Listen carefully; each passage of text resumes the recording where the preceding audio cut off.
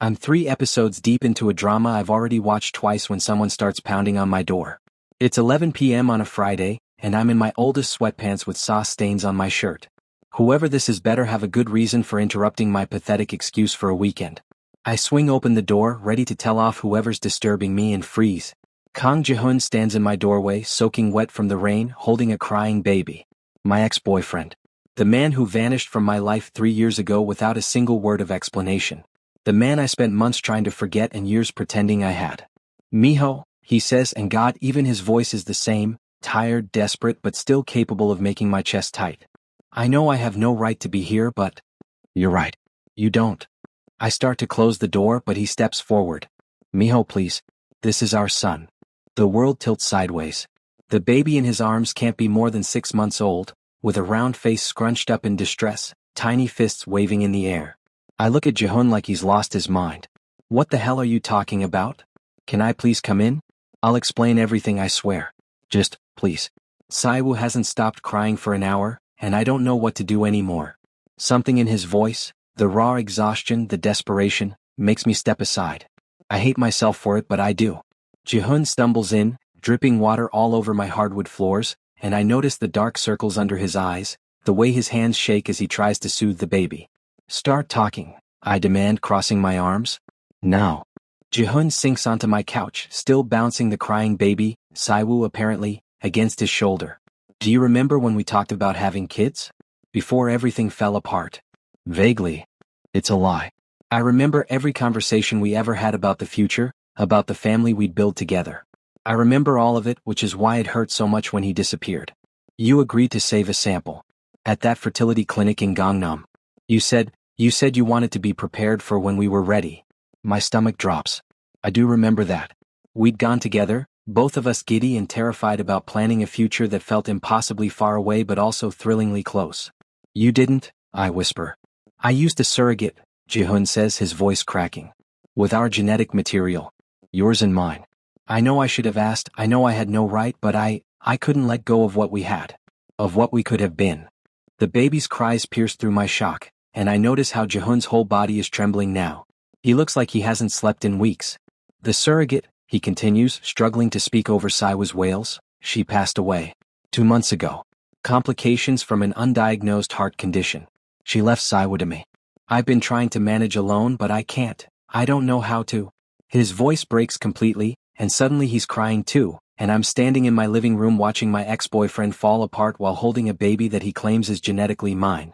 Against every instinct telling me to throw them both out, I cross the room and take the baby from Ji-hoon's arms.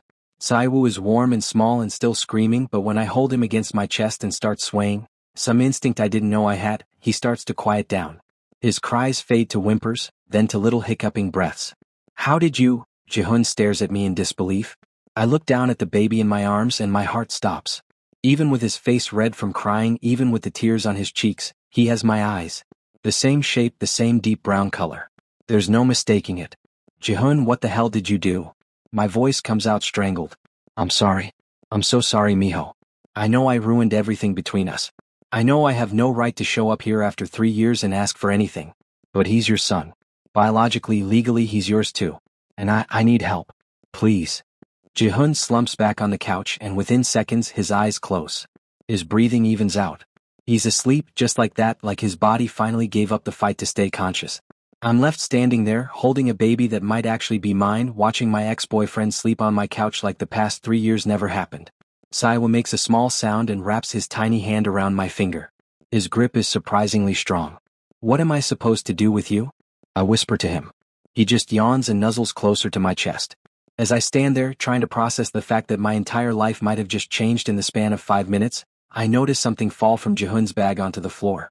An envelope, official looking, with bold red letters visible even from here. I carefully shift Saiwoo into one arm and pick it up.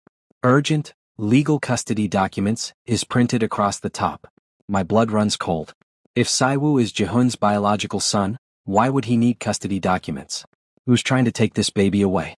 I look at Ji-hoon, passed out from exhaustion, then at Saiwoo, who's finally peaceful in my arms, and realize with growing dread that whatever Ji-hoon came here for, it's not just about needing help with a baby. Something much bigger is happening, and I'm already caught in the middle of it. Ji-hoon sleeps for 12 straight hours. I know because I don't sleep at all. I spend the night holding Saiwoo, feeding him bottles I find in Jihun's bag, changing diapers with shaking hands while watching YouTube tutorials on my phone.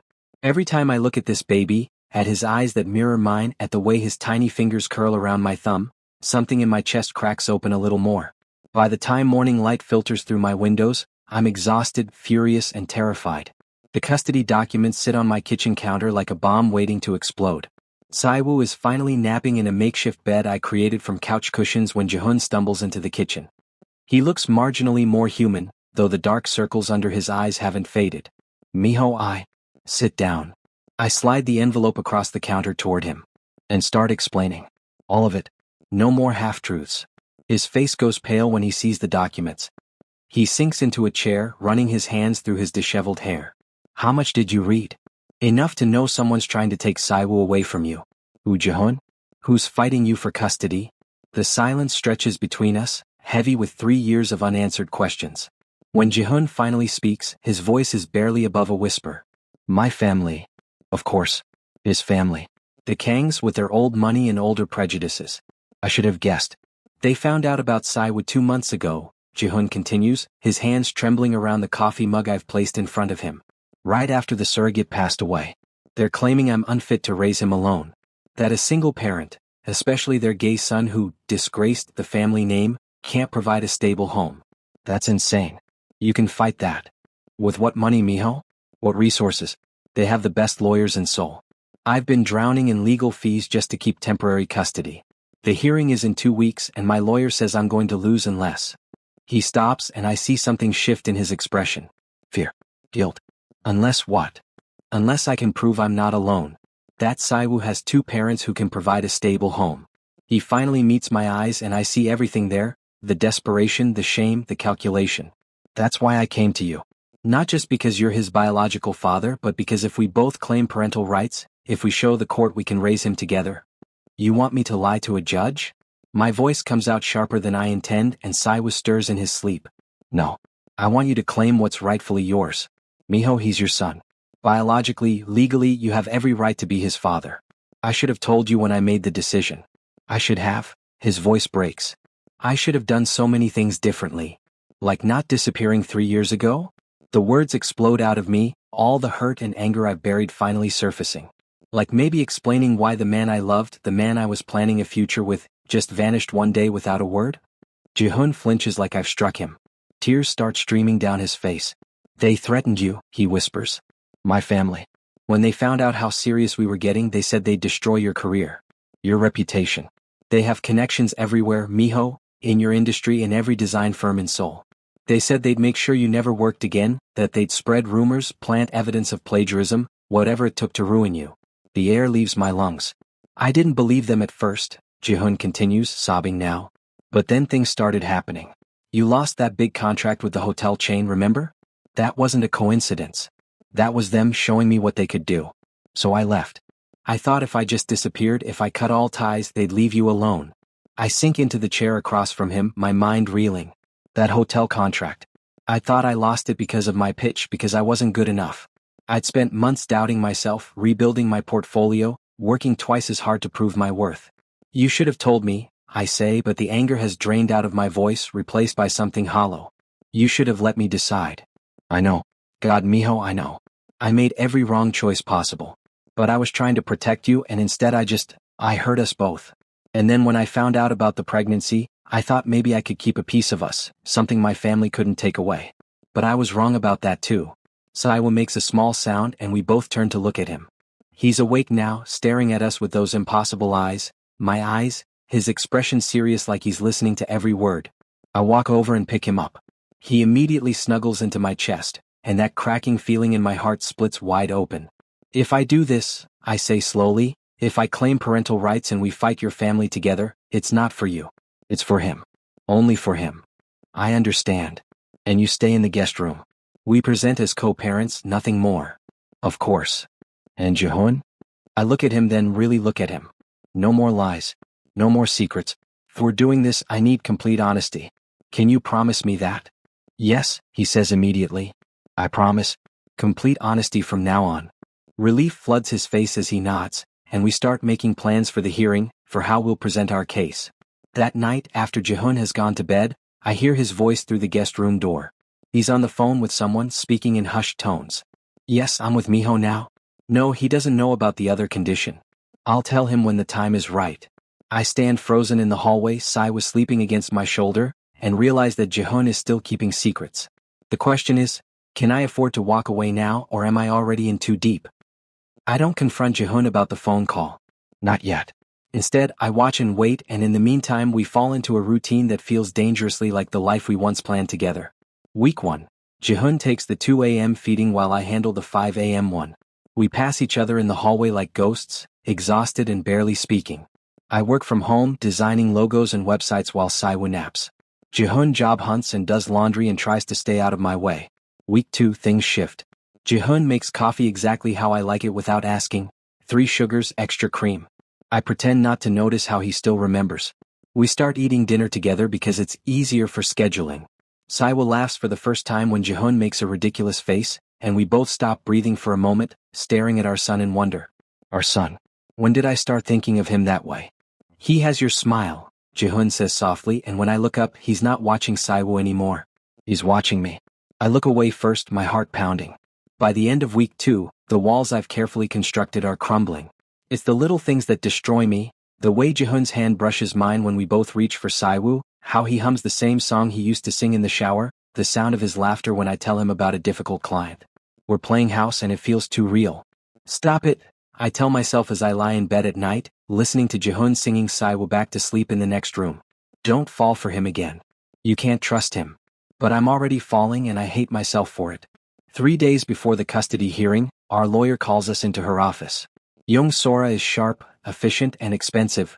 I'm paying her fees, something Jihun still doesn't know. She spreads documents across her desk with a grim expression. I need to be honest with you both, she says. The Kang family's legal team is strong. Very strong. They're painting a picture of instability, claiming Jihun has no steady employment and that you, Miho, are merely a convenient addition to strengthen the case. That's not true, I protest. I'm Saiwu's biological father. I have every right. Which they'll argue you showed no interest in until custody was threatened. Sora cuts me off gently. I'm not saying they're right. I'm saying this is what we're up against. Jihun has gone pale beside me. So what do we do? Sora hesitates and I see something flicker across her face. She slides another document toward us. There's a clause in their filing.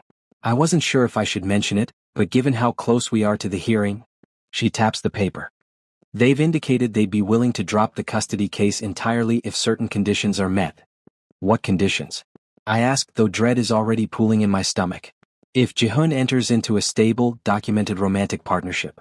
They believe a single parent is unfit, but a committed couple, even a same-sex couple ironically, would be acceptable enough to save face for the family. The silence in the office is deafening. I turn to Jihun slowly. Is this the other condition you were talking about on the phone? His eyes widen. You heard that? Answer the question. Yes, he whispers. But Miho, I wasn't trying to manipulate you into. Into what exactly? I stand up, my chair scraping against the floor. Into pretending we're together? Into faking a relationship so your family will back off? No. I mean, yes, that would solve the legal problem, but that's not why He stands too, reaching for me, but I step back. I came to you because you're Saiwa's father. The relationship thing I was going to tell you, I just needed to find the right time. The right time? I laugh bitterly. We have 3 days until the hearing, Jihun. When exactly was the right time? Sora clears her throat. Gentlemen, I understand this is emotional, but we need to make a decision. If you're willing to present as a couple, even just for legal purposes, it would significantly strengthen our case. I look at Jihun, really look at him. He's crying again, tears streaming down his face, and I see everything there, the guilt, the fear, the desperation. But I also see something else. Something that makes my chest ache. Tell me the truth, I say quietly. Right now. Is this just about winning custody? About finding a convenient solution to your legal problems? No. His voice breaks on the word. Miho, I never stopped loving you. Not for a single day in 3 years. I know I have no right to ask for anything after what I did, but I'm not asking you to pretend. I'm asking you to give me a chance, a real chance, to earn back what we had. The air feels too thick to breathe. Sora quietly excuses herself from the office, leaving us alone. You left me, I say, and I hate how my voice shakes. You made choices for both of us without asking. You created a child with my genetic material without my consent. And now you want me to just, what? Forget all of that because you say you love me? No. I want you to let me spend the rest of my life making it up to you. He takes a careful step closer. I want you to believe that I would do anything, sacrifice anything to keep you and Saiwu safe. What I want, I interrupt, is to know that I can trust you. Can I, Jihun? He meets my eyes and I see him make a choice. I don't know, he says honestly. I've made so many mistakes.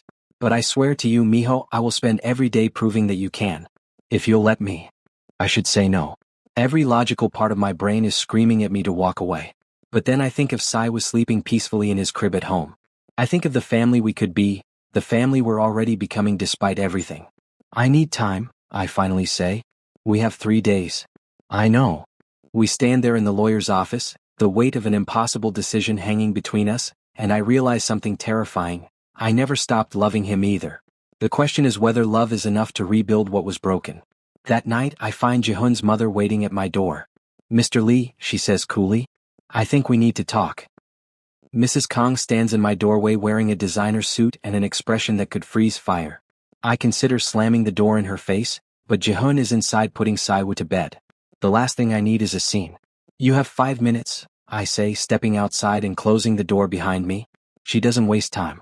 Name your price, Mr. Lee. Whatever you want, money, career opportunities, connections. I'll give you anything if you disappear from their lives. I almost laugh. You think I can be bought? Everyone can be bought. It's just a matter of finding the right number. She pulls out a check already filled out except for the amount. You write it? Any number. Walk away and it's yours. I look at this woman who drove her son away, who's trying to take his child, who thinks love and family can be reduced to a transaction. And I feel nothing but pity. Go home, Mrs. Kong. 1 million. 2 million. Her composure cracks slightly. Mr. Lee, be reasonable. You've known that child for 2 weeks. Jihun destroyed your relationship once. He'll do it again. Take the money and spare yourself the heartbreak. Your 5 minutes are up. I turn to go back inside, but her words stop me cold. My son is weak. He always has been. He'll drag you down with him, and when my husband and I take custody of that baby, you'll have nothing. No child, no relationship, no compensation for your trouble. Take the money while you can. I look back at her. The only thing Jihun is guilty of is loving his son enough to come to the one person who could help him, despite knowing I had every reason to hate him. That's not weakness, Mrs. Kong. That's courage. Something I don't think you'd recognize. I go inside and lock the door, my hands shaking with rage. Through the window, I watch her stand there for a long moment before finally leaving. I don't tell Jihun about his mother's visit. Instead, I make a phone call. I need a rush paternity test, I tell the lab technician. Results by tomorrow morning. The custody hearing is in a sterile courthouse that smells like anxiety and floor polish. Jihun's parents sit on the opposite side with their team of lawyers, 3 of them, all looking predatory and expensive. Mrs. Kang's eyes bore into me with cold fury. Jihun is trembling beside me. I want to reach for his hand but don't. The Kong family's lead attorney stands, and for the next hour, I watch them systematically tear Jihun apart. Unstable employment history. No permanent residence. A history of lifestyle choices that suggest poor judgment. They make him sound like a disaster, carefully avoiding outright homophobia while letting it poison every word. Then they turn to me. Mr. Lee only appeared 2 weeks ago, conveniently when custody was threatened. This suggests opportunism rather than genuine parental interest. He has no established relationship with the child, no history of involvement in the pregnancy or birth. His sudden claims of fatherhood are, at best, suspicious. Sora objects, argues, but I can see the judge's expression. We're losing. When it's our turn, Sora presents our evidence. Photos of us caring for Saiwu, character witnesses, my financial stability. It's not enough. I can feel it slipping away. Then I stand up. Your Honor, may I speak? Sora looks panicked, but the judge nods. I pull out the paternity test results, rushed, certified, irrefutable, and submit them to the court. Kang Saiwu is my biological son. This test confirms it. I didn't know about his existence until 2 weeks ago because his other father was trying to protect me from the same people who are now trying to take my child away. Mrs. Kang's lawyer starts to object, but I keep going. 3 years ago, Jihun and I were planning a future together. We talked about children, about family. We both provided genetic material because we wanted to be prepared. Then Jihun disappeared from my life, and I didn't understand why until recently. I turned to look at Jihun's parents. His family threatened to destroy my career if he didn't end our relationship. They used their money and influence to manipulate and control him. And now they're doing the same thing to an innocent child. Your Honor, Mrs. Kang's lawyer interjects. This is speculation and hearsay. It's the truth, Jihun says, standing beside me. His voice is shaking but clear. They threatened Miho. They made me leave. And when they found out about Saiwoo, they tried to take him because they can't stand that I'm gay, that I'm happy, that I created a family despite everything they did to prevent it. I reach for his hand then. Our fingers intertwine and I feel him grip mine like a lifeline. Your Honor, I continue, the Kang family claims Jihun is unfit. But I've watched him sacrifice sleep, job opportunities, and his pride to keep his son safe. I've seen him be patient when Saiwoo cries all night, gentle when he's scared, loving even when he's exhausted. He came to me not because he needed my money or status. He came because he knew Saiwoo deserved two parents who would fight for him. I turned to Jihun and everything I've been holding back floods through me. I was angry. I felt betrayed. But these past 2 weeks have shown me who Jihun really is. Someone who makes mistakes but never stops trying to do better. Someone who loves his son more than anything. Our son. My voice cracks. I choose them, Your Honor. Both of them. Not because of custody laws or family pressure, because they're my family. And I'll spend the rest of my life protecting that. The courtroom is silent. The judge reviews the documents, looks at Jihun's parents, then at us. Petition for custody transfer is denied. Parental rights remain with Mr. Kang Jihun and are extended to Mr. Lee Miho. This case is closed. Outside the courthouse, Jihun pulls me into a desperate kiss. I kiss him back, tasting salt from both our tears. I'll spend the rest of my life making this up to you, he whispers against my lips. You'll spend the rest of your life raising our son with me, I correct him, touching my forehead to his. Everything else we'll figure out together. Together, he repeats, and it sounds like a promise. 6 months later, Saiwoo takes his first wobbly steps across our new apartment. The one we chose together, the one that's actually ours. He walks straight into my arms while Jihun captures it on video, laughing and crying at the same time. The ring on his finger catches the afternoon light, matching the one on mine. Again? Saiwoo demands in his tiny voice, and we both laugh. Again, Jihun agrees, looking at me with so much love it still takes my breath away. I set Saiwoo down and watch him toddle back toward Jihun, our son moving between his two fathers like it's the most natural thing in the world. Maybe it is. Maybe we were always meant to find our way back to each other, just took a baby and a custody battle to make it happen. I love you, Jihun mouths over Saiwoo's head. I know, I mouth back, and this time I really do.